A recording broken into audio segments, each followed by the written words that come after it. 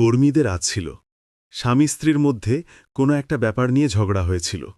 তারপর দুজনেই কথা না বলে ঘুমিয়ে পড়ে। রাতের মাঝখানে স্বামীর ঘুম ভেঙে গেল। তার পিপাসা পেয়েছিল, তাই নিজেই উঠে গিয়ে জল খেয়ে নিল।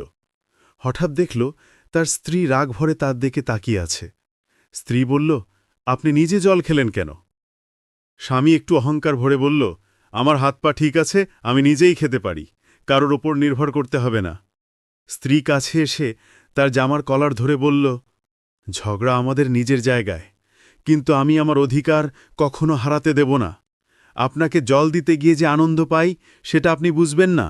যতই কথা বন্ধ থাকুক, আপনি নিজে জল খাবেন না। তার চোখ ভিজে উঠেছিল। স্বামী স্ত্রীর চোখের দিকে তাকিয়ে তাকে বুকে জড়িয়ে ধরল।